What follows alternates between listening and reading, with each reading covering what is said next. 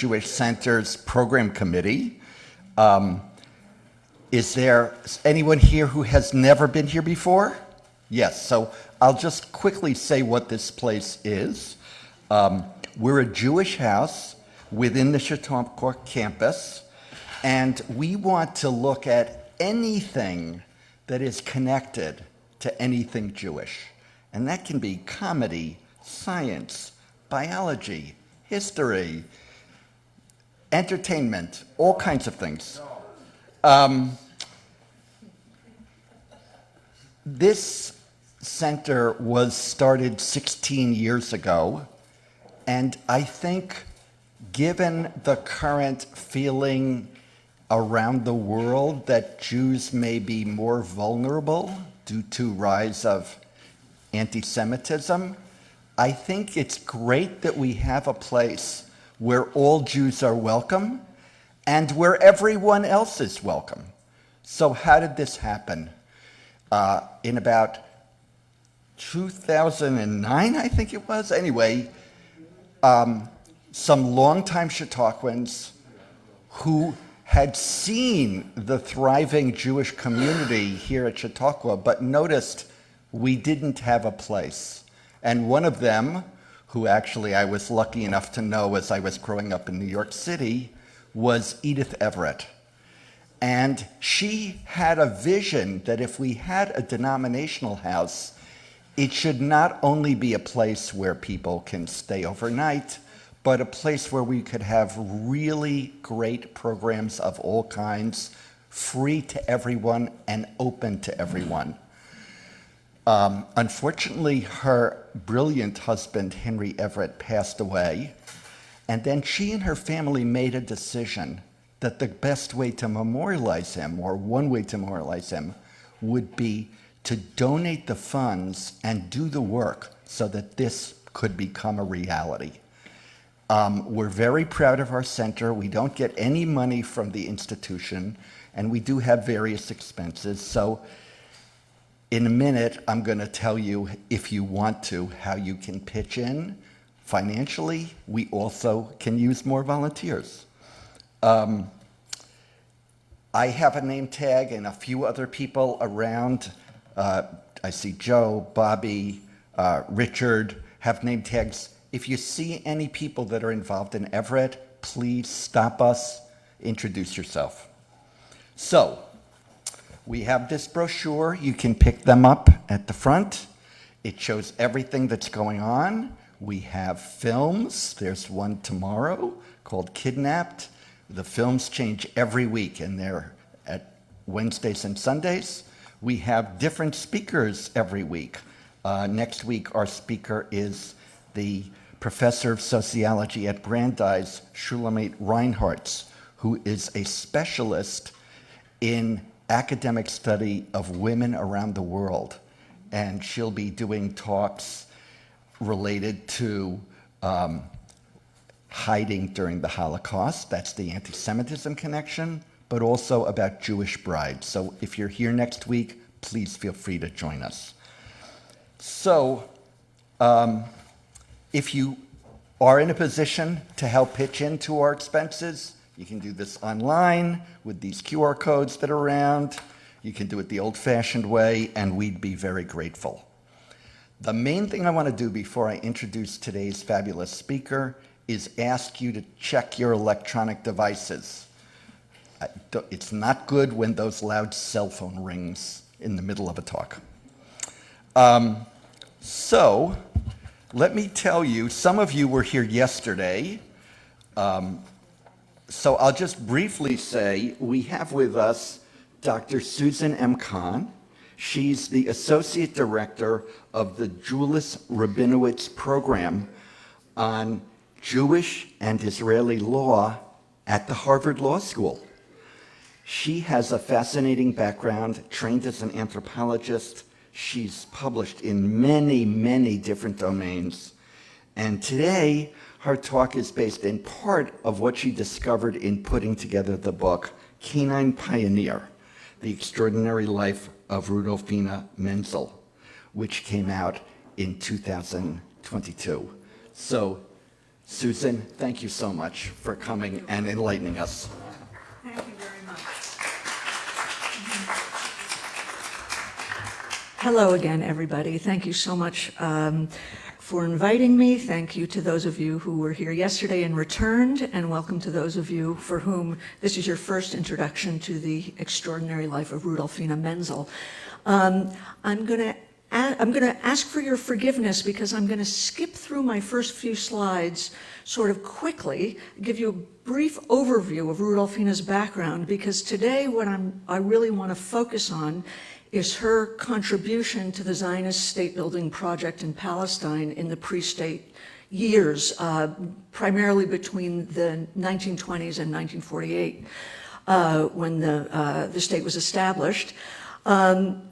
And I want to give you a little bit of context that this was a personality, for those of you who were here yesterday, Rudolfina Menzel is a personality that I became quite enamored with. And I hope to give you some sense of what kind of a person that she was, who would be drawn into all of these, to make these very creative, unusual, and unprecedented connections, particularly in the Jewish world.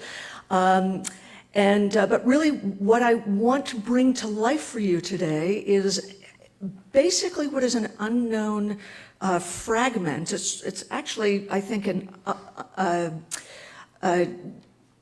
very relevant fragment of Zionist history. And many of you may be familiar with the general contours of Zionist history, but this, I guarantee you, is an angle that you have not heard before. Now, I'll preface this talk by saying Zionism today, the word Zionism, being a Zionist, is certainly much more controversial than it was in Rudolfina's time. For Rudolfina, you can see her dates here, 1891 to 1973. Zionism was the national movement of the Jewish people and their right to a homeland in the state of, in their ancient homeland of Palestine. That's how she understood the Zionist movement. And it makes sense when you think about what was happening in the Austro-Hungarian Empire, and certainly in the aftermath of World War I, as all of the European empires were breaking apart and there was an increasing rise of nationalism. I'm not going to give you a lecture about European history, but European populations were dividing themselves up into nations. And Rudolfina felt herself very strongly to be part of the Jewish nation. She felt much more strongly part of the Jewish nation than she did part of the emerging Austrian nation. And I mentioned yesterday that she was drawn to two different ideological movements. She was very drawn to socialism and she was very drawn to Zionism. And both of these movements were highly unusual for a woman of her class and background to be drawn to. She was from the bourgeois, upper middle class, cosmopolitan elite of Vienna. Her father was a businessman. She was expected to become a bourgeois housewife. She wasn't expected to become a firebrand, which is what she became. And her early life was defined by these tensions of trying to reconcile her socialism with her Zionism, and her Zionism ultimately won out. Now, this is a story not only about Zionism, it's really a story about dogs and Zionism, and I will begin with that. So yesterday we learned about Rudolfina as the Freud of the dog world.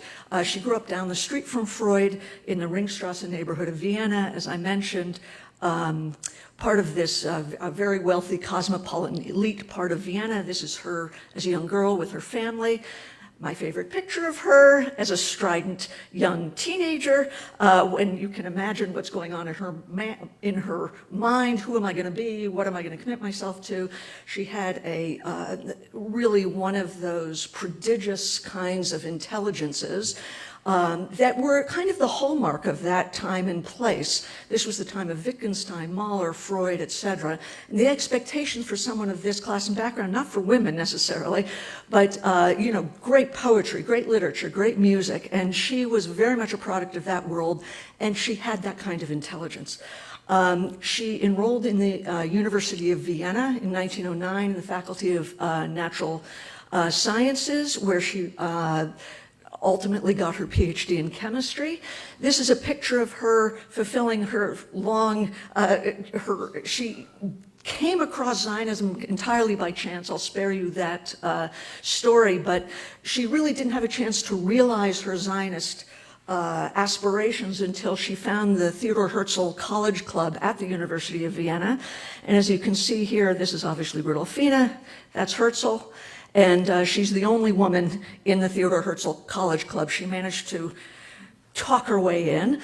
And this was where, it was a very active student association, and this is where she met her husband, Rudolf. And yes, his name was Rudolf, and her name was Rudolfina. Just a funny coincidence. So they fell in love, and they got married. And on the eve of World War I, Rudolf, he was studying medicine, like many young Jewish doctors at the time. He served as a medic on the Austro-Hungarian side, and she was appointed the director of a large chemical factory outside of Vienna. So it was after the war that Rudolfina, actually it was a patient of Rudolf's, decided to give the couple, they were a childless couple, I don't know whether it was by design or by fate, but one of Rudolf's patients gave the Menzel couple a boxer puppy who grew into Mowgli, named after Rudyard Kipling's famous character. This is a picture of Rudolfina in the early 1920s with her dog Mowgli, who excited her and instigated a series of, or inspired a series of scientific questions for Rudolfina that catapulted her into an entirely different scientific career. And I mentioned this yesterday, and there's a slide will come up in a moment. There was a burgeoning field in the interwar period called kynology, C-Y-N-O-L-O-G-Y, which is the scientific study of the domestic dog. And this was an area of interest that a lot of Central Europeans were becoming interested in, how to breed dogs, how to train dogs, what were the ancient origins of dogs, what can we learn from dogs, are dogs somehow the missing link between, are there ancient dogs that are somehow missing links between wolves and contemporary dogs? Can we study the processes of domestication? Can we study human psychology by understanding canine psychology? It was just a time of a lot of intellectual ferment in this area. Rudolfina threw herself in. It was a chance encounter. Rudolfina's early life was a series of chance encounters with Zionism, with socialism, and with this puppy, Mowgli, who proved to be a gateway into an entirely new scientific career for her. I'm not going to dwell on her fame and her renown as a canine scientist, because I did that yesterday, but I'll mention a couple of things, because I really want to bring us forward to how she started to think from her very early days, training, thinking about showing Mowgli. She started to think about how can dogs serve the Zionist project. Now, as we are all too well aware, Jewish settlement in Palestine has always been highly contested, and it has always been about guarding perimeters. There were, the early Zionist movement was about kibbutzim, moshavim, early agricultural settlements, and early building of forests, etc. It was an importation of, Jewish people and agricultural projects to remote parts of Palestine. And those remote parts of Palestine were being continually attacked, ambushed, set on fire, etc., by the surrounding Palestinian populations who were not happy about these incursions. So what we see today, obviously has people draw a line to this conflict back to 1948. It really goes right back to the beginning of Jewish settlement in the land of Palestine. And Rudolfina, being an active Zionist from her years at the University of Vienna, was very aware of the dangers that Jewish settlements faced in establishing themselves, in becoming agricultural settlements. And so she knew from her early years, as she began to learn more about dogs, she knew that dogs could play a very important role in the Zionist project. Now, she wasn't completely alone in this. I don't know if any of you have heard of Arthur Rupin, who ultimately founded the music school in Jerusalem, the Rupin Institute of Music. But Arthur Rupin, another German-speaking Jew from Central Europe, also understood the role that dogs could play in settling the land of Palestine, and he was a great supporter of Rudolfina's and a great sponsor of hers. So I'll go through a couple of these pictures, but if I forget, please remind me to come back to the cultural challenge that she faced in trying to realize this project, because that's really where I want to begin. So here's Rudolfina with Mowgli. There's another picture of her with Mowgli. She obviously fell in love with her dog. You can see this is quite a massive, this was a boxer at the time. It looks much more like what we would consider a mastiff. They have been since bred over the last 100 years or so to be much more slender, compact dog. But this was not, obviously she loved her dog. This was her pet dogs. As I mentioned yesterday, she named all of her dogs after Mowgli, after operas, and Rigoletto, Carmen, etc. But this was a dog that she saw not just as a companion dog, but as a service animal that could provide, that could play significant roles in human society. And it was a new way of thinking about dogs as part of a modern industrialized world.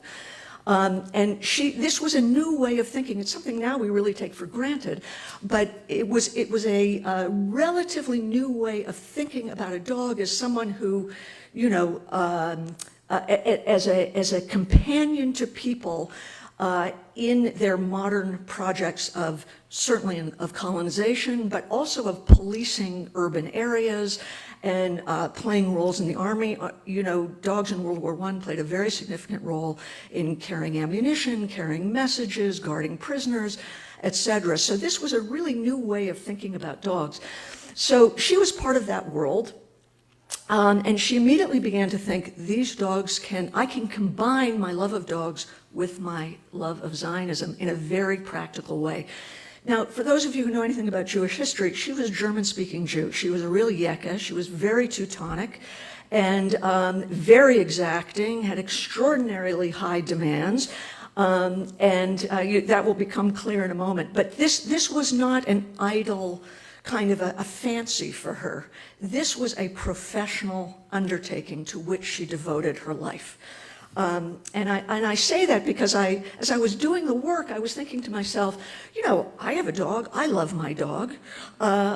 It would never have occurred to me to open a kennel that ultimately housed up to 60 dogs at a time and run longitudinal research studies with over 1,000 dogs, weighing, measuring, and observing them every single day of their lives for 16 years to try and understand the difference between genetics and the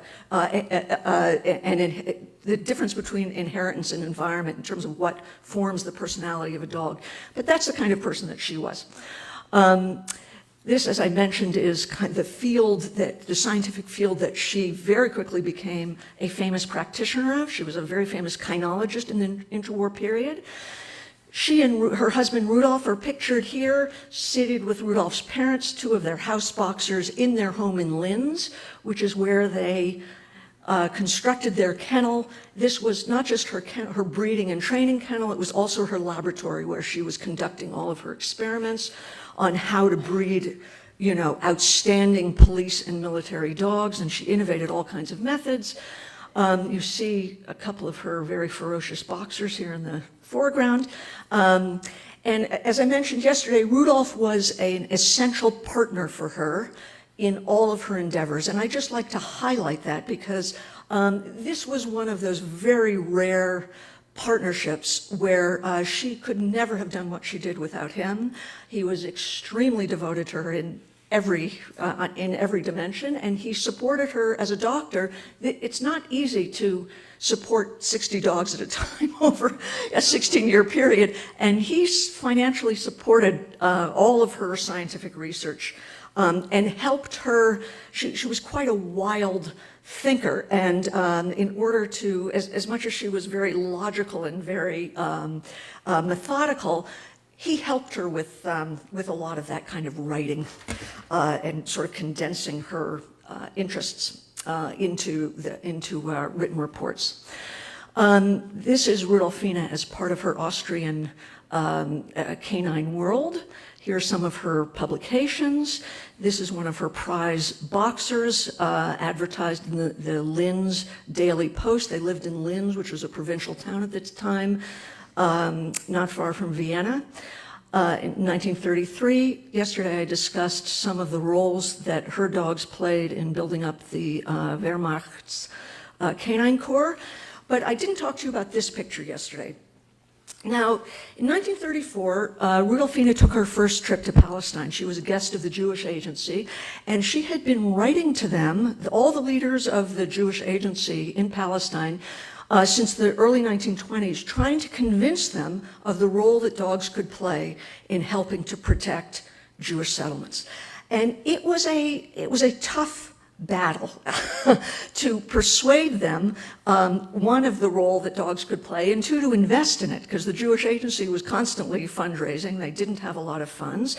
But there also was a cultural obstacle that she had to overcome. Most of the Jews in Palestine at the time, the early Zionists, were Jews who came from Eastern European shtetls, not known as big dog lovers, right? These were the products of, Jews who lived in Eastern European shtetls, understood dogs as something that Gentiles kept, understood dogs as something that were not,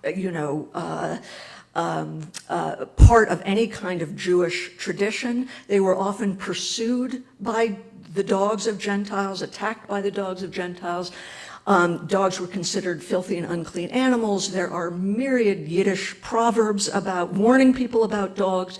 So the first thing that Rudolfina had to do was convince these Jews from the shtetls that dogs could be their friends, right? And that you could learn to live, work, and coexist with dogs. Now that's not a hard, it's not a hard route to take, particularly if you're talking to children, right? Children are it's very easy to fall in love with a puppy, but it's harder for older people who have these entrenched notions or have been bitten by dogs or afraid of dogs. But she had all of these tricks up her sleeve to try, and I'll talk about some of those in a moment, about how this was one of her cultural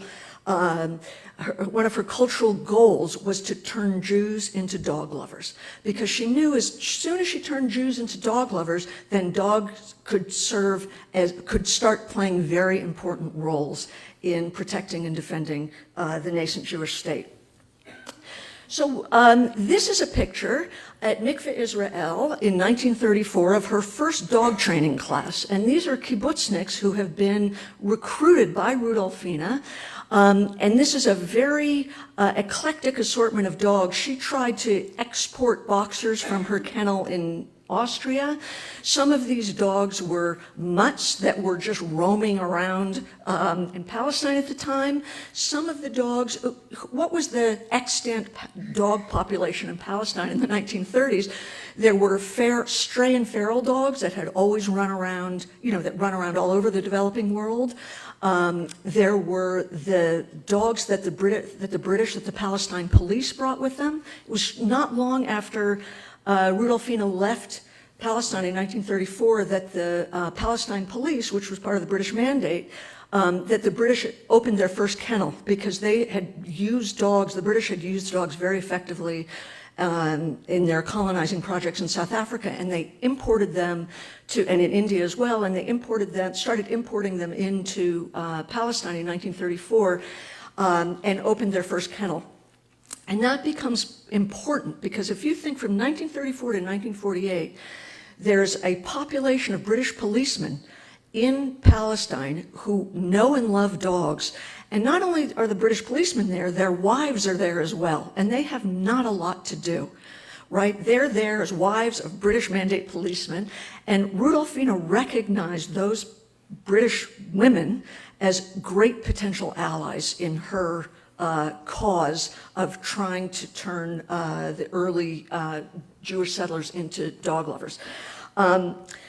So this is one of her early dog training courses where this sort of odd collection of dogs who have all been tested to see if they have, by her unique canine temperament testing method, these are dogs that passed the test to the best of her ability to find, as she described it, there was woefully limited canine talent in Palestine at the time, but she did manage to recruit not only these kibbutzniks, but also these dogs who showed some aptitude for being able to follow orders and take commands and that kind of thing.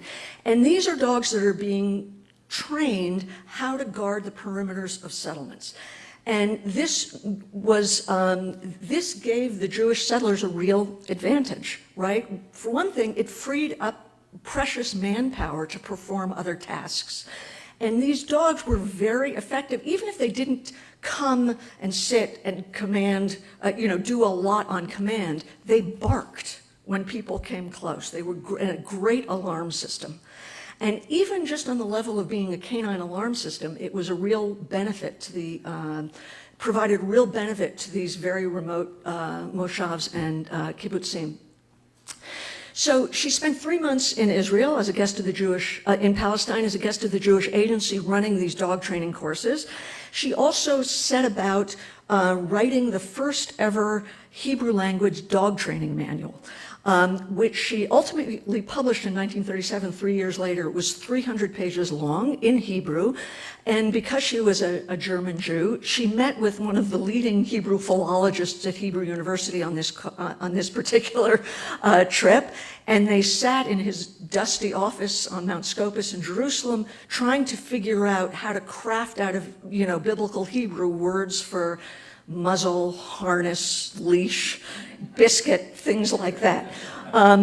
But so not only did she set herself the task of writing the first ever Hebrew language dog training manual, because she wanted to leave it behind so that she could train additional trainers in order to continue, she was building a canine infrastructure, and in order to do so, she had to have teachers and trainers who knew what they were doing. So she had to produce this manual. It's a really interesting book because, of course, as a German Jew, again, it wasn't just about dog training. It was about the history of domestication. It was about genetic inheritance. It was about all kinds of breeding techniques. And she made each one of these poor souls master all of this material, ultimately. I mean, once she had a draft of it that she was testing on this group, but by 1937, all of the dog handlers that she was training had to master this extraordinary tome and this unbelievable amount of material in order to pass her test and become certified as official dog handlers. Anyway, so it's 1934. She's in Palestine. She's there for 3 months. She goes back to Europe, as I discussed yesterday. She participates in the Third International Congress of Canine Congress in Nazi Germany, in Frankfurt. She presents her research in this Nazi forum. This is a slide of her research. And it's not until 1938 that she and her husband are forced out of Linz, have to abandon their life's work, close their kennels, etc. Then they escaped on forged papers, and they escaped to Palestine, where the Jewish agency gave her this house, which was up in the north of Haifa, and she immediately affixes a sign to the outside of the house called the Palestine, the sign says the Palestine Research Institute of Canine Psychology and Training. So she hits the ground running. She immediately decides, okay, this is my new command and control center. I am going to build an entire canine infrastructure for this country. I'm going to work with the British on eradicating rabies. I'm going to create outposts for veterinary health. I'm going to teach people how to select puppies that have the correct aptitudes to be patrol and guard dogs. I'm going to start bringing children. She brought busloads of children to her home and to socialize them with puppies so that they would grow up not being afraid of dogs. So she just was this juggernaut of canine activity emanating from this particular house in right outside of Haifa. And one of the other things she did, as I mentioned, the wives of the British mandate policemen who were idle and didn't have a lot to do, she immediately sort of enfranchised them into creating the Palestine Kennel Club, which was established in 1937, and she started hosting dog shows. So this is the program for the Palestine Kennel Club for a show that was held on the grounds of the YMCA in Jerusalem in 1942. But from 1937 throughout the war, actually, until 1945, they were called the Dog Lovers Associations of Palestine, which were filled with this funny assortment of wives of British mandate police officers who, came from England where they love dogs, German Jews who in general were dog lovers, and this kind of ragtag group of kibbutzniks who were trying to learn about dogs as well. They all got together and they would come to these dog shows, and I'll show you a couple of pictures from them that served a very important function. I mean, this is where you see that Rudolphina was really quite a visionary entrepreneur, because the dog shows not only were very entertaining. I mean, for those of you who are interested in this particular period in history, there was a zoo that was opened in Tel Aviv in 1936 that, people were fascinated by animals. They had never seen animals being exhibited and on display. So to go to a place where you saw dogs being exhibited, just from the point of view of the onlooker, it created a lot of interest in dogs amongst the extant Jewish population at the time. And she always, as part of the dog shows, they wouldn't just parade around, they would perform tricks. And that was super interesting to people. Dogs can climb ladders. Dogs can crawl underneath underbrush. Dogs can respond to different kind of commands. They can lie, they can sit, whatever. So she was trying to inspire people, sort of spark people's curiosity and love of dogs in all these different ways. So this next slide, if we can get it to go, I don't know if it will go. Can you hit, is there any way that on your thing that if you can hit the... I don't know if we'll get the audio. That's okay. The audio's, we don't need the audio, but see if you can get the thing to play. It's a picture from the Haifa Dog Show, and it's just kind of fun. It's just kind of fun to watch. That's okay. But there are all of these. I actually pirated this from the Israel Film Archive, but if you're interested, you can go online and look at these videos of dog shows in Palestine at this time where dogs are being exhibited and shown and paraded around. The other thing that Rudolphina was doing at the time was currying favor with the British. Now, this is a really interesting part of history, part of British mandate history, is how the Jews sort of ingratiated themselves with the Palestine police in ways that the Palestinian Arab population could not for various reasons, and did not.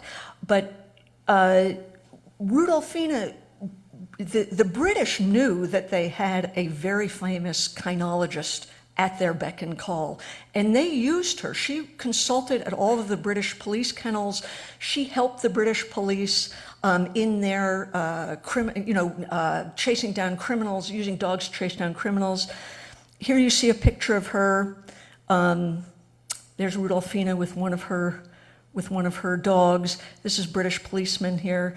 And these were other dog lovers, and they were learning how to, she was teaching the British some of her, groundbreaking techniques on how best to use dogs to police and patrol the areas of the British mandate.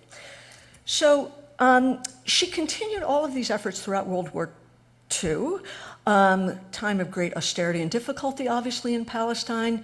But as I mentioned, the British recognized that they had this great resource in Rudolphina, and they asked her if she could supply dogs to the Allies who were fighting the Germans on the North African front. Now, what I talked about yesterday a little bit is that Rudolphina was trained as a chemist, and she was a world-renowned for making groundbreaking discoveries about the canine sense of smell. So she was a leading expert in teaching dog tracking of mines, training dogs to find mines, being mine detecting dogs.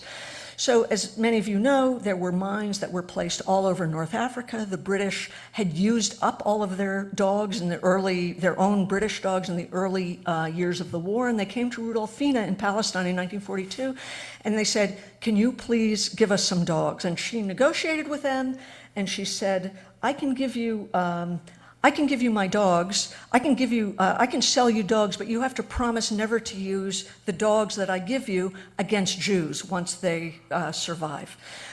They made that deal, and she ended up providing over 400 mine-detecting dogs to the British forces, who then were deployed all across North Africa to find mines.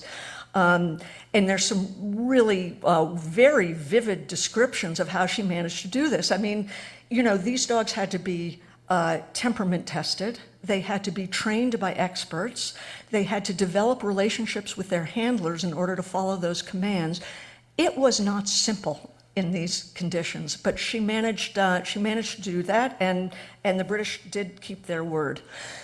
So once the war ends, what time is it? 106. Perfect. Once the war ends, it's clear the mandate is going to come to an end. There's there'd been a lot of hostility between the Jewish and Arab Palestinian populations. Obviously, already for decades, these kinds of conflicts, you know, they'd erupted in 1936. They were continuing to, there was continuing to be arson and the arson of Jewish orchards and burning down of Jewish planted forests and other kinds of criminal activities between these two populations. And Rudolfina decided to start training the Haganah, the Jewish Defense Forces, how to use dogs in anticipation of the British mandate ending and a greater conflagration consuming the area. And one of the things that she did, you know, which you might not think of as, you know, a very important activity, is that as Jews and Arabs in the years between 1945 and 1947 started to prepare for a larger conflict, they were smuggling in weapons and trying to hide them. Now, dogs, with their extraordinary sense of smell, right, can find weapons. Can hunt down, can find gunpowder. So one of the main things that Rudolfina did is she taught the Haganah how to hide weapons and gunpowder in a way that the dogs of the British Mandate Police would be unable to find them.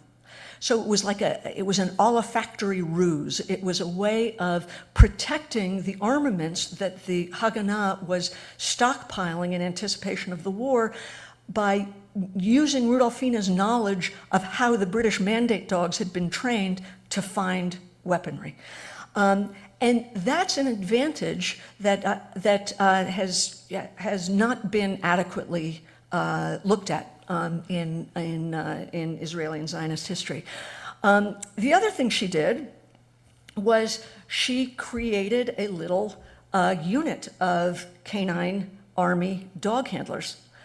And this is a unit of the Haganah in 1946, one of her first units that is being trained how to work with dogs, as patrol dogs, as guard dogs, as mine-detecting dogs, and as messenger dogs. And when I say messenger dogs, the conflict between Jews and Arabs in this in Palestine at the time was fought in an ambush style at very close quarters under very, difficult terrain. And so to have a dog, to have an animal that could transport medical supplies or transport ammunition, or could follow a scent trail that had been laid between two settlements, or could bring messages, was a big advantage. And so she started to train the Haganah in how to use dogs in these ways, in these kind of stealth ways that could ultimately be of benefit when the war ultimately broke out. Now, here's some pictures. These are from the Haganah archives in Tel Aviv of Jewish soldiers during the conflict between 1947 and 1949 using dogs as part of their, as part of their military technology that was being deployed in these series of conflicts. And they're quite extraordinary images. That's obviously a boxer, one of Rudolphina's, but there were a whole range of dogs that were used in this way. I actually interviewed one of the last surviving members of this unit last spring in Haifa, really quite an extraordinary woman, and she estimated, I asked her, how many dogs do you think served during the war, and she estimated probably between 400 or 500. I read something in a different source that I couldn't verify that it was up to 1,200. I would be more likely to trust what she said because she was really a first-person eyewitness, gave a first-person eyewitness account. And this was a very difficult unit. And these were soldiers, many of the soldiers who served in this unit were Holocaust survivors. As soon as they got off the boat, because they were not afraid of dogs, they were put right into the Canine Corps.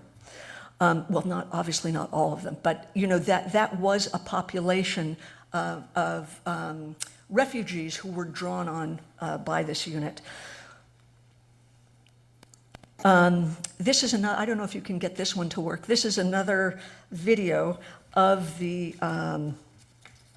of a dog show in Haifa. I should have added, in 1945 there was a gigantic dog show in Tel Aviv. Dogs came from all over the country and were shown and performed tricks, and it was written about in the newspapers, and it was very exciting and well covered. Okay, so I'm going to end in a minute, and then you can ask me whatever questions you want, really any question at all, because I want to finish with these images. This is actually a video of the dogs marching in the Victory Parade in 1949 through the streets of Tel Aviv. These were the kinds of military parades that happened after conflicts where there would be tanks. Oh, there you go. See that woman in the middle right there? She's the one I interviewed.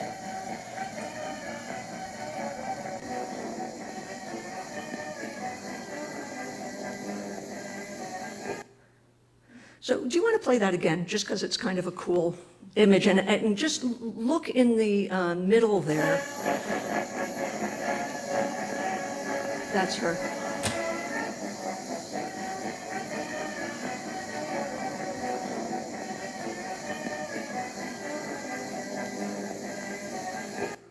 Okay, so that's women marching, soldiers, not just women, obviously, marching through the streets of Tel Aviv in the Victory Parade. I circled my interviewee there, Esther Cohen, who was quite an astonishing, she's in her 90s now, sharp as a tack, actually still serves as a canine consultant. She was getting phone calls about dog problems from dog trainers as I was sitting there talking to her. Fluent in, I think, at least 4 languages. Anyway, very unusual person. So that is Rudolphina's Zionist story, and her Zionist mission was to train Jews to like dogs, right? So that dogs could serve the Zionist project. And any questions that you have, I'd be happy to take them. And I didn't, I'm happy to repeat your questions so you don't have to get up and everybody can hear them. It might make it easier. It just occurred to me, the women who wear uniforms and skirts. Yes. Today they wear pants. That's true. Times have changed. Yes. As you know, many or most Israelis now are very fond of dogs and have them. And I was just wondering, are there breeders? Where do they? So the question is about dogs in Israel today and why Israelis are such big dog lovers, particularly secular Israelis. There's a big divide. Religious Jews are not big dog lovers. Secular Jews are big dog lovers. That was a population that was really bolstered by the Russian immigration in the 1990s because the Russians came with a lot of love of dogs. And so there are canine clubs all over Israel. I have I have a slide, oh, I think that's off now, but I showed a slide yesterday, a stamp of the service dogs in Israel. Is that Rudolphina laid a canine infrastructure that, one could say that may have developed decades later, but she really created this infrastructure, at a very early time and place. It is flourishing today. There are dog beaches in Israel. There are dog parks in Israel. There's very active humane societies in Israel. I mentioned yesterday, I just read an academic article about the current conflict. The Israeli army has established corridors into Gaza. There were a lot of dogs in Gaza. Those dogs are now coming into Israel, and there's a question of what to do with those dogs. And they're being taken into Israeli humane societies. I mean, the whole thing boggles your mind. And there are these programs trying to encourage Israelis to adopt the dogs of Gaza that have been displaced. There was also an organization, there were many dogs in the kibbutzim, and there's an organization that I know of that has taken it and is also training them and adopting them. So the comment was about how many kibbutzim also train and adopt dogs, and that's absolutely true. The kibbutzes are filled with dogs. And so there's this sort of, mongrel population of domestic dogs, which you see everywhere. But there also are what they call, avid participants in what's called the dog fancy, right? Those who participate in, local and international dog shows. Yes. Where did she? It says she died in 1973. Did she stay active in this? That's a great question. So I talked a little bit about that yesterday. Yes, she stayed very active. After the war, she was 57 years old in 1948, approximately, and she pivoted yet again in her life, and she created the Seeing Eye Dog Institute in Israel. And she became an internationally known figure in the world of guide dogs and guide dog training, and how do you, she was really interested in the question of how do you prepare a blind person to have the most effective partnership with a dog. So she was really interested in those kinds of psychological questions of how do you put those, how do you make really auspicious partnerships between blind people and their dogs in order to, it tapped into her socialist impulses, because she saw guide dogs as a way of freeing blind people from traditional blindsmen's occupations of, switchboard operating, and giving blind people much more independence and much more of an ability to participate in, mainstream economic life. So she saw that as sort of part of her socialist mission. I think she saw it very much as a corrective to some of the work that she had done in Germany to train ferocious guard and patrol dogs. So she became internationally known as a researcher and practitioner in the world of guide dogs. And in the early 1960s, she was finally appointed, she finally got a university position. She was one of the first professors of animal psychology at Tel Aviv University. She published the first textbook in animal psychology in Hebrew. And she was active until really her last breath. Rudolph died 2 years before she did. And this is all gleaned from my conversations with Esther Cohen, who was her acolyte and her student. And after Rudolph died, she declined quite rapidly. But she was still performed the role of as a consultant. So she died in Haifa. She and Rudolph are buried side by side in Haifa. But she was a very active participant in building up the Israeli canine world. Yes? If she kept a diary at any stage of her life? So the question is, did she keep a diary? So I got very lucky with this project because I wrote, I'm not a biographer, well, I am now a biographer. It turned out that Rudolphina had written a 260-page memoir in 1939 at the invitation of 3 Harvard professors who had sent a call out to German-speaking Jewish refugees to describe their lives before and after the rise of Hitler. And that was one of my primary documents. And it turned out that that memoir was being kept down the street from me, and 2 people had looked at it ever before. Now, the whole thing was written in German, obviously.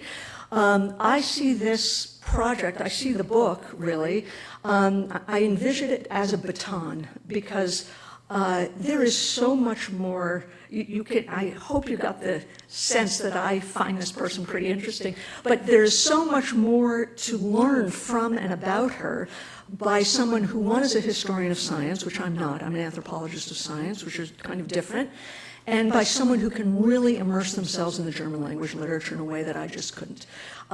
So she had that memoir, and she was, like many of people of her day, she was a prolific letter writer. So there are, I think it was 140 of her boxes of her personal information is being housed in the Central Zionist Archives in Jerusalem. That was also a great resource for me. So yeah, she left a lot behind. And I'll just tell you one other thing, if anybody's interested. The rumor has it that there are dozens of boxes of her research materials that are being kept by some anti-Semitic Austrian in his attic somewhere in rural Austria. And I wrote to this guy, and other people wrote to him, and we're trying to get those boxes back. Because I think that, her role as a scientist has been, and her contributions to kynology have been completely unheralded and unrecognized. I go into that in some detail in the book, why, perhaps some of the reasons why. But she has a lot more, she was a Konrad Lorenz type person. In fact, they were friends. So, she had a lot to contribute. She contributed a lot, and just her name is unknown. Yes. So the British never lived up to their promise not to use dogs against Jews?